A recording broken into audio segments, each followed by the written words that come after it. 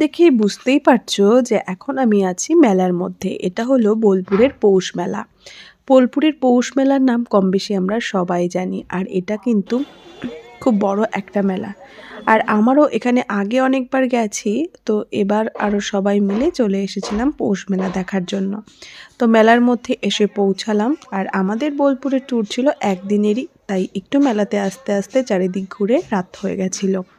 আর এটা ছিল মেলার শেষ দিন। আগে কিন্তু ১ মাস ধরে প্রায় মেলাটা হতো। আর এখন এবছর অনেক বছর পর আবার পৌষ মেলাটা হলো। আর এটা কিন্তু চলল ৭ থেকে ৮ দিন। তো তারপরে এখানে এসে আমরা বোলপুরের যেগুলো সোনাঝুরি হাটে যে ধরনের জিনিস আগে আমরা দেখেছি, আমার ভিডিওতে তোমরা দেখেছো, মেলাতেও কিন্তু এই ধরনের জিনিস অ্যাভেলেবেল ছিল। যেরকম তোমরা ভিডিওতে দেখতেই পাচ্ছ আমি যেগুলো দেখাচ্ছি, তো সেগুলো একটু দরদাম করছিলাম। সব জায়গাতেই একটু বার্গেনিং তো না করলে নয়। তো মেলার মধ্যেও কিন্তু সমস্ত ধরনের জিনিস, কুর্তি, সালোয়ার কামিজ থেকে শুরু করে বিভিন্ন ধরনের সুন্দর বেডশিট, কার্পেট, অনেক ধরনের জিনিস কিন্তু তোমরা এই বোলপুর মেলায় পেয়ে যাবে। পাবে না এমন কোনো আইটেম বোধহয় এখানে থাকে না। তারপরে এখানে তো কাঁথা স্টিচের ব্লাউজ পিস যেগুলো বা বিভিন্ন ধরনের পাঞ্জাবির একটা সাইড দিয়ে খুব সুন্দরভাবে কাজ করা আজরাকের যে জিনিসগুলো আমরা বোলপুরের ওই দিকটায় বেশি পরিমাণে দেখে থাকি। তাছাড়া লেদারের যে ব্যাগগুলো সেগুলো তো অসাধারণ। তবে মেলার মধ্যে গেলে তোমরা সব ধরনের জিনিসই পেয়ে যাবে।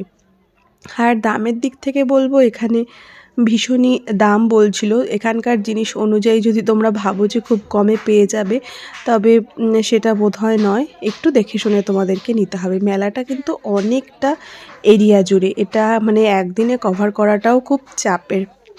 তো আমরা মোটামুটি যেহেতু একদিনই ছিলাম তাই একদিনেই দেখতে হবে। তো যতটা সম্ভব আমরা মেলাটাকে কভার নিয়েছিলাম। তো তারপরে একে একে ব্যাগের দোকানগুলোতেও আসলাম। তো যা যা ছিল মোটামুটি সব কিছুই দেখেছি। তো রইল মেলাটার পুরো ভিউ, তোমরাও সেটা দেখতে থাকো আর মজা নাও। আর যারা পৌষ মেলাতে গেছো তারা তো জানোই যে কেমন ভিড় হয় আর সেখানে কী ধরনের জিনিসপত্র পাওয়া যায়। আর যারা যাওনি এবছর তারা পরের বছর কিন্তু যেতেই পারো। মেলাটা বেশ সুন্দরই ছিল। তো এইটা সমস্তটা কভার করে তারপরে আমরা যেটা খুঁজছিলাম যে এখানকার জুয়েলারিগুলো, তো সেটা কোন দিকে সবার কাছে জিজ্ঞেস করছিলাম, কারণ অত বড় মেলা তো মানে খুঁজে পাওয়াটাও একটুখানি কষ্টের। তো খুঁজতে খুঁজতে কিন্তু সেই দোকানটাও আমি পেয়ে গেছিলাম।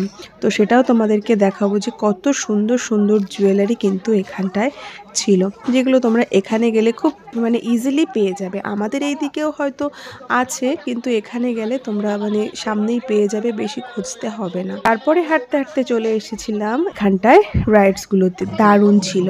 আর তারপরে এখানে একটা এক্সিবিশন হচ্ছিল, তো তার ভেতরে আমরা গেলাম। তো আদিবাসী যে নৃত্য থাকে সেই এত সুন্দর মানে ছিল যে খুবই ভালো লেগেছিল। তো পুরো ক্লিপসটাই তোমাদের জন্য রইল, দেখতে থাকো।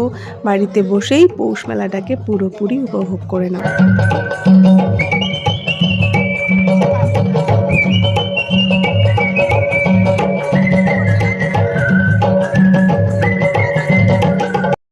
আমি যে জুয়েলারিগুলোর খোঁজ করছিলাম সেগুলো হলো এটা। দেখো আমি একটা গলায় পরেও দেখলাম, বেশ ইউনিক ছিল জুয়েলারিগুলোর। এখন কিন্তু খুবই ট্রেন্ডিং।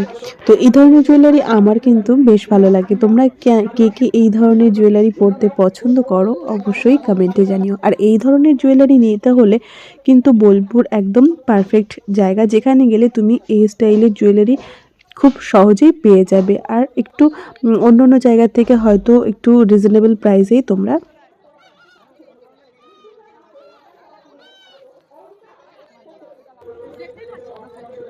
তারপর মেলা দেখে বেরোনোর পথেই দেখলাম যে ভাপা পিঠে তৈরি হচ্ছে। তো সেগুলো আমরা একটু খেয়ে নিয়ে রুমে চলে এলাম।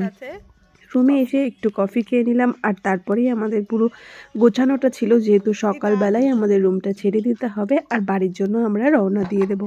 তাড়াতাড়ি গুছিয়ে বেরিয়ে পড়েছিলাম রুম থেকে আর চলে আসছিলাম শান্তিনিকেতন স্টেশনে। সেখান থেকে আমরা ট্রেনটা ধরবো। তো আসার পথে দিদির এই ঘোরার এক্সপিরিয়েন্সটা কেমন ছিল সেটা কিন্তু সে একটু তোমাদের সাথে শেয়ার করলো।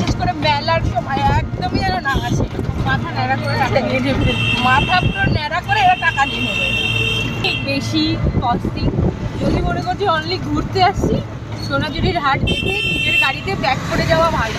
এখানে থাকা মানেই এখানে টাকার মানে একদম আপনাকে দিতেই হবে ওদেরকে, এমন একটা ব্যাপার। আসুন ঘুরে যান, ভালো, বাট আবার ভালো লাগে।